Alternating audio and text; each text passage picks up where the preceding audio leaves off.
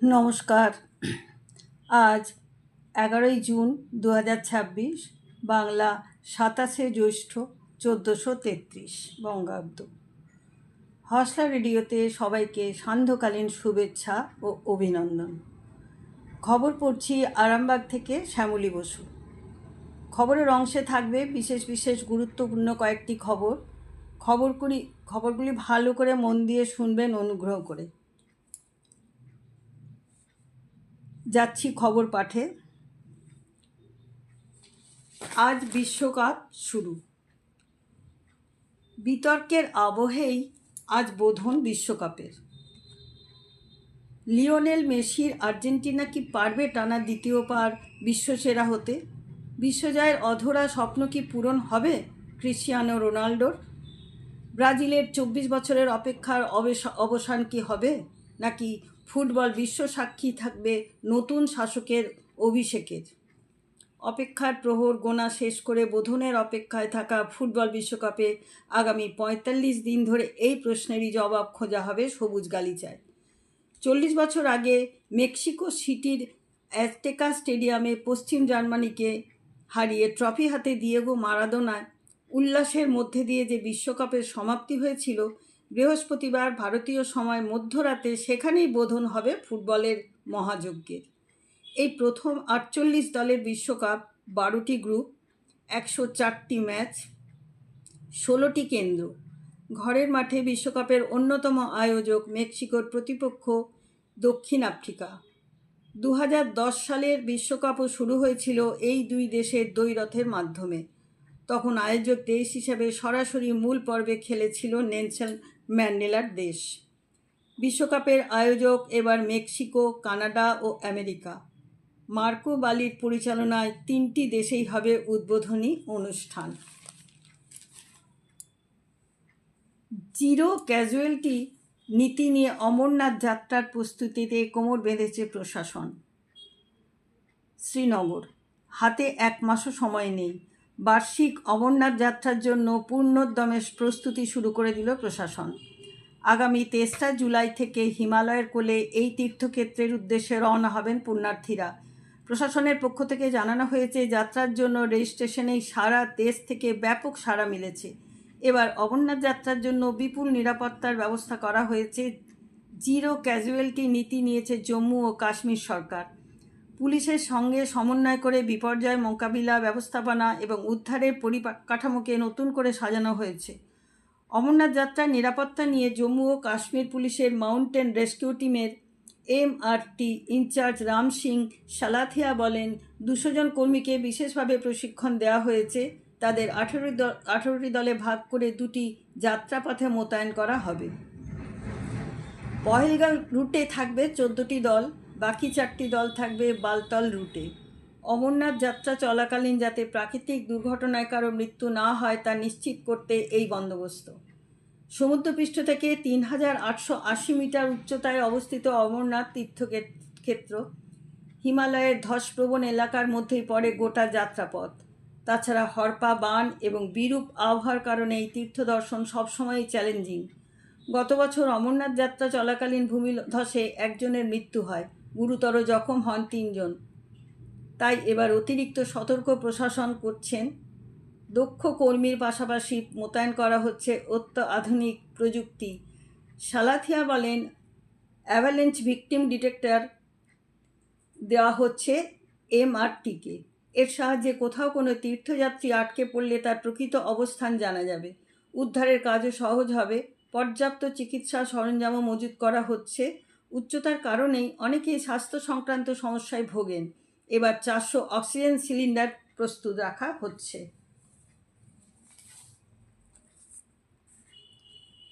উত্তরবঙ্গে বর্ষার প্রবেশ, 5 দিনের মধ্যে ঢুকছে দক্ষিণবঙ্গেও।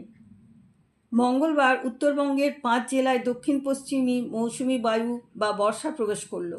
আবহাওয়া দপ্তর জানিয়েছে, কালিম্পং, আলিপুরদুয়ার ও কোচবিহার জেলার পুরো এলাকার বর্ষাকাল শুরু হয়ে গিয়েছে।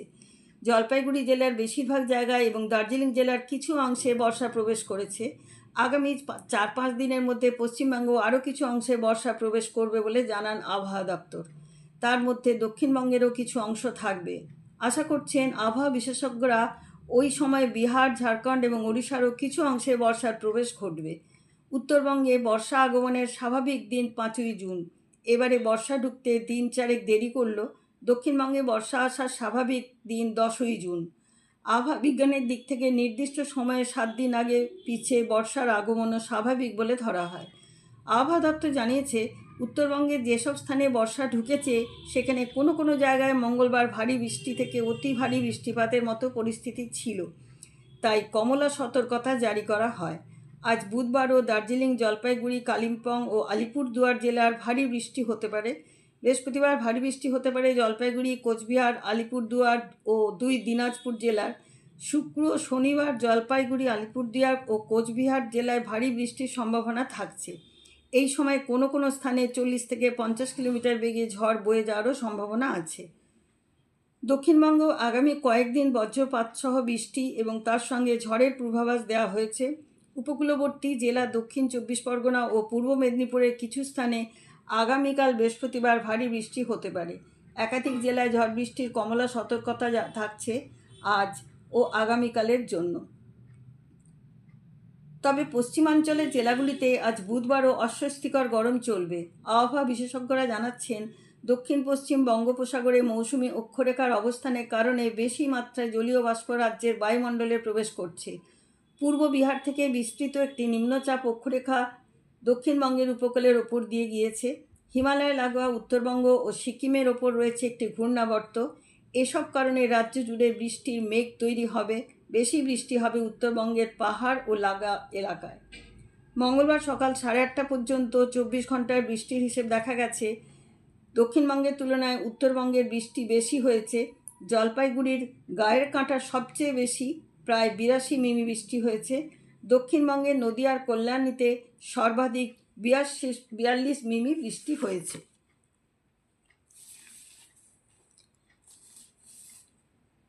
যোগাসনে 60টি দেশকে পিছনে ফেলে বিশ্বসেরা বিষ্ণুপুরের সম্পূর্ণা। বিষ্ণুপুর যোগাসনে 60টি দেশে প্রতিযোগী পেছনে ফেলে বিশ্বসেরার শিরোপা জিতে নিল বিষ্ণুপুরের সম্পূর্ণা শীল। বিষ্ণুপুরের মরার গ্রামের বাসিন্দা 7ম শ্রেণীর ছাত্রী সম্পূর্ণা প্রথম ওয়ার্ল্ড চ্যাম্পিয়নশিপে সাব জুনিয়র বিভাগে গোল্ড মেডেল পেয়েছে। এছাড়াও সে দলগত ইভেন্টেও 2য় স্থান অর্জন করেছে। কতুলপুরের বাসিন্দা টিনা খাতুন একই প্রতিযোগিতায় সিনিয়র বিভাগে 2য় হয়ে রৌপ্য পদক পেয়েছেন। বিষ্ণুপুর মহকুমার 2 কন্যার জয়ে এলাকার বাসিন্দারা ভীষণ খুশি। অল বাঁকুড়া যোগাসন স্পোর্টস অ্যাসোসিয়েশনের সম্পাদক দীপ্তাম্বর হালদার বলেন, যোগাসনে এই প্রথমবার ওয়ার্ল্ড বিশ্ব চ্যাম্পিয়নশিপে প্রতিযোগিতা গুজরাটের আহমেদাবাদে অনুষ্ঠিত হচ্ছে। 4 জুন শুরু হয়েছে, 10 জুন পর্যন্ত তা চলবে। তাতে বিভিন্ন দেশের প্রতিযোগীরা অংশ নিয়েছে। প্রতিযোগিতায় সাব জুনিয়র আর্টিস্টিক সিঙ্গল বিভাগে ভারতের হয়ে প্রতিনিধিত্ব করে বিষ্ণুপুরের সম্পূর্ণা এবং সিনিয়র ব্যাক ব্যান্ড ইভেন্টে প্রতিনিধিত্ব করে কতুলপুরের টিনা খাতুন। দুজনেই সফল হয়েছে। সম্পূর্ণা গোল্ড মেডেল ও টিনা সিলভার মেডেল অর্জন করেছে। তারা আমাদের দেশের গর্ব। এদিন আহমেদাবাদ থেকে টেলিফোনে সম্পূর্ণা বলেন, রাজ্য ও জাতীয় স্তরে একাধিকবার সাফল্য পেয়েছি, তবে এইবার প্রথম আন্তর্জাতিক মঞ্চে অংশ নেওয়ার সুযোগ পেয়েছিলাম। নিজের সেরাটা দিয়ে সফল হয়েছি। একইভাবে টিনা বলেন, আন্তর্জাতিক মঞ্চে 60টি দেশের প্রতিনিধিদের সঙ্গে প্রতিযোগিতায় সাফল্য পাওয়া আমি ভীষণ খুশি। স্থানীয় ও অ্যাসোসিয়েশনের সূত্রে জানা গিয়েছে, বিষ্ণুপুরের মরার 1 নম্বর ক্যাম্পের বাসিন্দা 7ম শ্রেণীর ছাত্রী সম্পূর্ণা স্থানীয় শুভারম্ভ যোগা একাডেমিতে অনুশীলন করে কতুলপুরের টিনা ছোট থেকে কতুলপুর 11 বুলেট ক্লাবে যোগাসন অনুশীলন করে আসছেন। বর্তমানে তিনি বিষ্ণুপুর স্বাস্থ্য জেলার অধীনে যোগা ইনস্ট্রাক্টর পদে যোগ করেন। একই সঙ্গে তিনি নিজের ক্লাবের কোচ হিসেবে ছাত্রছাত্রীদের নিয়মিত যোগাসন অনুশীলন করেন। দুজনেই চলতি বছরের জানুয়ারি মাসে মহারাষ্ট্রের নাসিকে অনুষ্ঠিত জাতীয় স্তরের যোগাসন প্রতিযোগিতায় সাফল্য পান। চলতি বছরের 1 থেকে 2 মে হরিয়ানার সোনিপথে ওয়ার্ল্ড চ্যাম্পিয়নশিপ প্রতিযোগিতায় ভারতীয় দলের বাছাই পর্ব চলে। সেখানে বাঁকুড়া জেলার ওই 2 কন্যা সাব জুনিয়র ও সিনিয়র এই 2 বিভাগে নির্বাচিত হন। চলতি মাসের 4 তারিখ থেকে আহমেদাবাদ প্রতিযোগিতা শুরু হয়েছে। তাতে প্রায় 60টি দেশের প্রতিযোগীরা অংশ নেন। তাতে সাব জুনিয়র বিভাগে আর্টিস্টিক সিঙ্গল ইভেন্টে সম্পূর্ণা প্রথম হয়েছে। টিনা সিনিয়র বিভাগে তৃতীয় স্থান অর্জন করে জেলার মুখ উজ্জ্বল করেছে। আসছি পরের খবরে। এইচপিভি টিকাকরণের হার সবচেয়ে করুণ কলকাতায়, এগিয়ে পূর্ব বর্ধমান ও দক্ষিণ 24 পরগনা। প্রগতিশীল কলকাতাতেই সার্ভাইকাল ক্যান্সারের পিএইচডি টিকাকরণের হার সবচেয়ে করুণ। খোদ স্বাস্থ্য দপ্তরের রিপোর্টেই উঠে এসেছে এই তথ্য। 30শে মে মুখ্যমন্ত্রী শুভেন্দু অধিকারী বিধাননগর মহকুমা হাসপাতালে আয়োজিত এক অনুষ্ঠানে এই টিকাকরণ কর্মসূচির উদ্বোধন করেন। তারপর থেকে সোমবার 8ই জুন পর্যন্ত রাজ্যের 45,705 জন 14 বছরের কিশোরী এই টিকা পেয়েছে, কিন্তু তার মধ্যে মাত্র 166 জন টিকা পেয়েছে কলকাতায়। শহরে এই অবস্থা কপালে চিন্তার ভাঁজ ফেলেছে দপ্তরের আধিকারিকদেরও। মঙ্গলবার সন্ধ্যায় তারা জানিয়েছেন, আধিকারিকদের বিষয়টি অবহিত করে যথাযথ তৎপরতা নিতে বলা হয়েছে। মেয়েদের ক্যান্সারের মধ্যে দ্বিতীয় বিপজ্জনক ক্যান্সার হলো এই সার্ভাইকাল ক্যান্সার। তার প্রতিরোধে এই টিকাকরণ চলছে। ফেব্রুয়ারি মাসে এই টিকাকরণ অভিযানের সূচনা করেন প্রধানমন্ত্রী নরেন্দ্র মোদী। ইতিমধ্যেই দেশের অন্যান্য রাজ্যে 14 বছর বয়সীদের এই টিকাকরণ সম্পূর্ণ। পূর্বতন সরকার সে সময় বাংলার টিকা দেওয়ার কাজ শুরু না করায় তখন এখানকার মেয়েরা এই টিকা পায়নি। নতুন সরকার ক্ষমতায় আসার পর টিকাকরণ অভিযান শুরু করার কথা ঘোষণা করে। দেখা যাক এই টিকাকরণে কলকাতার অবস্থা ঠিক কেমন। ইউএন পোর্টাল সূত্রের খবর, 23টি জেলার মধ্যে কলকাতাতেই সেশন পিছু টিকা পেয়েছে মাত্র 2 জন কিশোরী। সেই হিসেবে 78টি সেশন হয়েছে। মোট টিকা পেয়েছে 166 জন। টিকাপ্রাপ্ত কিশোরীর সংখ্যায় শীর্ষে রয়েছে পূর্ব বর্ধমান, 6,429 জন। দ্বিতীয় স্থানে রয়েছে দক্ষিণ 24 পরগনার 5,454 জন। 3 নম্বরে আছে হুগলি, 4,842 জন। আর সেশন বা টিকাদান কর্মসূচির সংখ্যার হিসেব দক্ষিণ 24 পরগনায় রয়েছে শীর্ষে। দ্বিতীয় স্থানে রয়েছে পূর্ব মেদিনীপুর। ভ্যাকসিনেশনের হার খুব খারাপ হওয়ায় কলকাতা সহ 5 জেলা লাল তালিকাভুক্ত করা হয়েছে সরকারি রিপোর্টে। বাকি জেলাগুলি হলো মালদহ, আলিপুরদুয়ার, কালিম্পং এবং উত্তর 24 পরগনা। তবে অত্যন্ত ইতিবাচক সংবাদ হলো, এখনও পর্যন্ত 10 দিন ধরে টিকাকরণ চললেও একটিও ছোটোখাটো পার্শ্ব প্রতিক্রিয়া ঘটনা বা AFR বা অ্যাডভার্স ইভেন্ট ফলোয়িং ইমিউনাইজেশন ঘটেনি।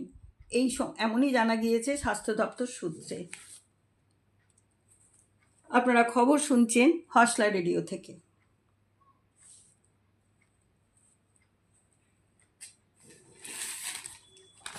আসছি খেলার খবরে।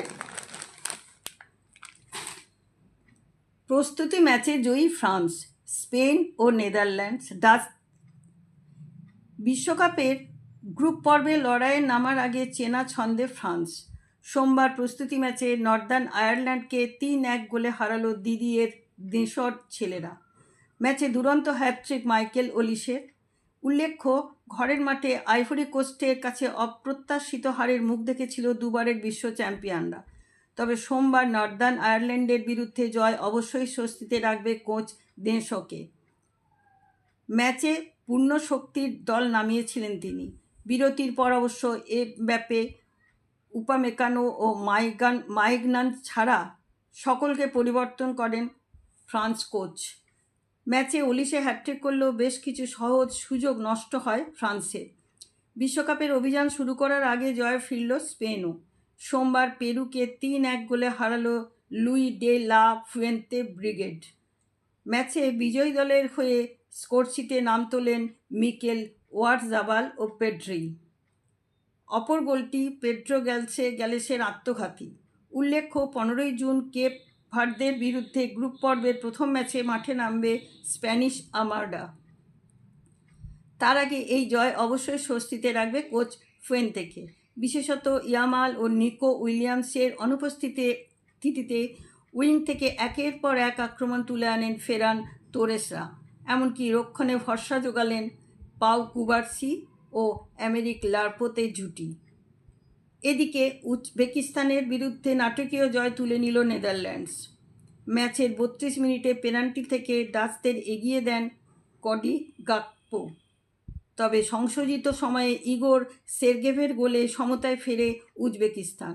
এই পর্বে মনে হয়েছিল বিশ্বকাপের আগে ফের একবার হোঁচট খাবে রোনাল্ড কমান ব্রিগেড। তবে সংশোধিত সময়ের ৮ম মিনিটে পেনাল্টি থেকে ফের একবার জাল কাঁপিয়ে দলকে জয় এনে দিল গাপকো। আজকের খবর এখানেই শেষ করলাম।